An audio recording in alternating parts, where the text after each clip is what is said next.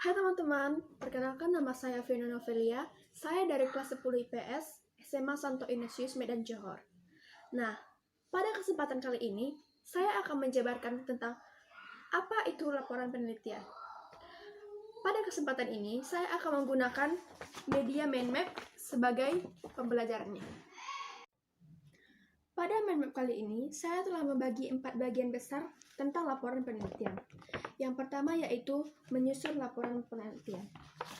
Nah, pada mind map ini, kita telah melihat syarat-syarat dan bagian-bagiannya.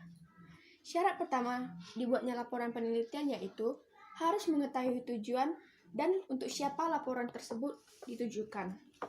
Yang kedua, harus ditulis lengkap. Dalam penulisan laporan penelitian, kita harus menuliskan laporan penelitian secara lengkap dan jelas. Nah, yang ketiga, menggunakan bahasa yang komunikatif agar mudah dimengerti. Dan yang keempat, penelitian harus jelas.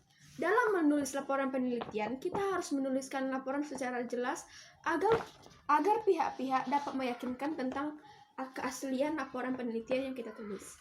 Nah, yang selanjutnya yaitu bagian-bagian dari laporan penelitian.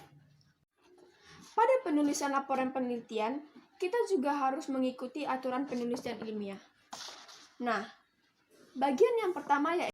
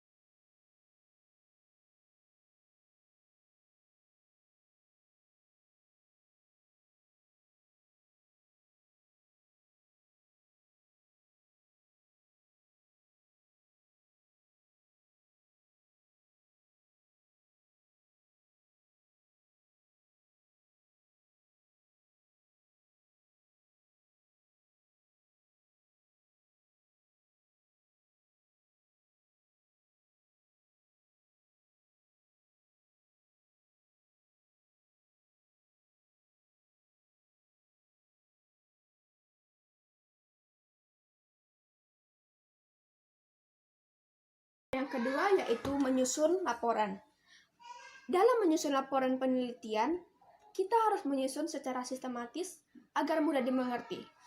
Nah, dalam menyusun laporan penelitian, kita harus memerhatikan 3 hal, yaitu rancangan penelitian. Dalam rancangan penelitian biasanya dituliskan sebelum terjadi penelitian. Nah, selanjutnya yaitu pembahasan dan analisis hasil laporan penelitian. Dalam hal ini terbagi atas 2, yaitu kualitatif dan kuantitatif. Nah, yang terakhir yaitu kesimpulan. Dalam kesimpulan, kita harus menyusunnya sesuai dengan rumusan masalah yang telah disusun dalam laporan penelitian. Nah, garis besar yang ketiga yaitu mempresentasikan hasil penelitian. Dalam mempresentasikan hasil penelitian, kita harus menggunakan kelompok diskusi dalam mempresentasikannya. Diskusi juga terbagi atas 3, yaitu diskusi panel. Dalam diskusi panel, kita harus memilih satu topik yang akan dijadikan perhatian umum dalam diskusi. Yang kedua yaitu simposium. Dalam simposium, kita harus menggunakan prasarana-prasarana di dalam suatu masalah dan akan menjelaskannya. Nah, yang ketiga yaitu seminar. Dalam seminar biasanya adanya persidangan. Di dalam persidangan akan dibahas suatu masalah dan di dalam persidangan akan juga ada pemimpin dalam persidangan tersebut. Nah, diskusi juga memiliki beberapa manfaat. Yang pertama yaitu melatih mental. Diskusi akan membantu mental seseorang, terkhususnya siswa, dalam memberikan pendapat mereka kepada atau di depan banyak orang. Yang selanjutnya yaitu melatih kita agar berpikir kritis dan kreatif. Yang selanjutnya, memupuk rasa toleran. Di dalam diskusi tentunya akan ada perbedaan pendapat antara satu orang dan juga orang lain. Di dalam diskusi, kita akan diajarkan dalam menghargai pendapat orang lain. Nah, dan yang terakhir yaitu mempraktikkan pengetahuan. Biasanya di dalam diskusi, kita akan dituntut dalam menjelaskan tentang hasil pemikiran kita sendiri menggunakan bahasa sendiri, dan juga itu akan membantu kita dalam memberikan pendapat atau masukan secara tepat tanpa menyinggung perasaan orang lain. Nah, selanjutnya diskusi juga terbagi atas 3, yaitu yang pertama, the social problem meeting.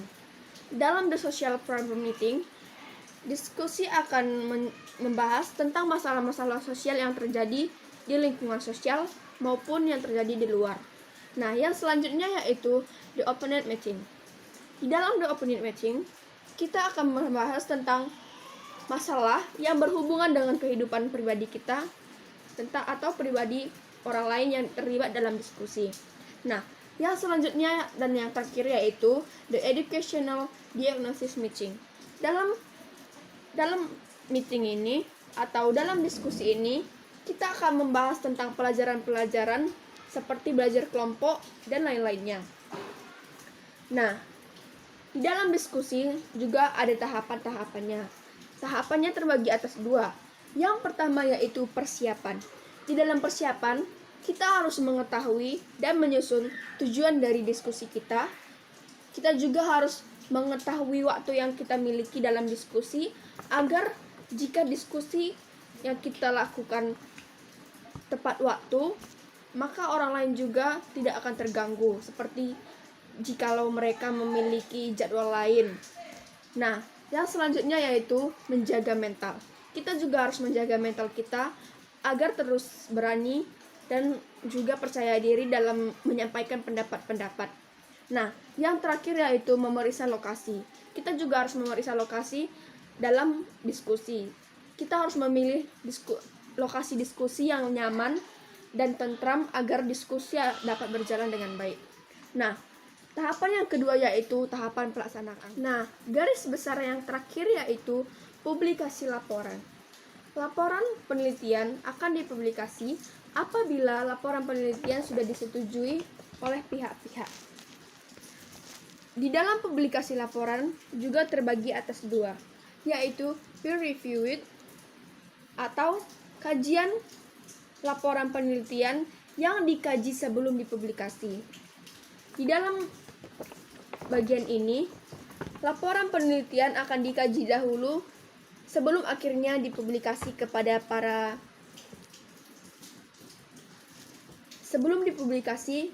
orang banyak. Dan yang kedua yaitu non-peer reviewed atau tidak dikaji. Dalam bagian ini, laporan penelitian tidak perlu dikaji lagi jika ingin dipublikasikan kepada orang banyak.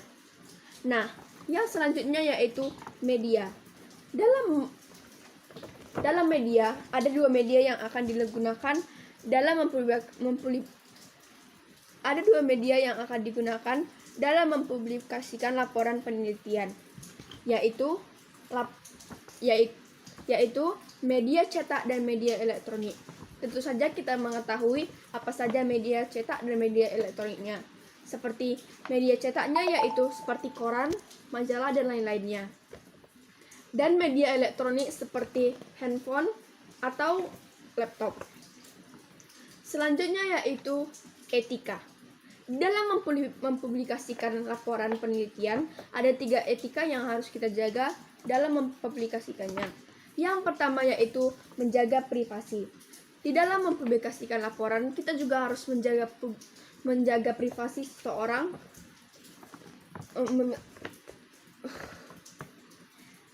Di dalam mempublikasikan laporan, kita tentu akan menjaga privasi tentang laporan penelitian. Yang selanjutnya yaitu dipublikasikan dengan jujur. Di dalam mempublikasikan laporan penelitian, kita tidak boleh merekayasa hasil dari laporan penelitian. Nah, yang selanjutnya yaitu berhati-hati dan teliti. Di dalam mempublikasikan suatu laporan penelitian, kita tidak boleh teledor atau tidak berhati-hati dalam mempublikasikannya. Nah, sekian dari penjelasan saya mengenai laporan penelitian menggunakan media mind map. Semoga bermanfaat bagi kalangan pelajar atau kalangan lainnya. Terima kasih.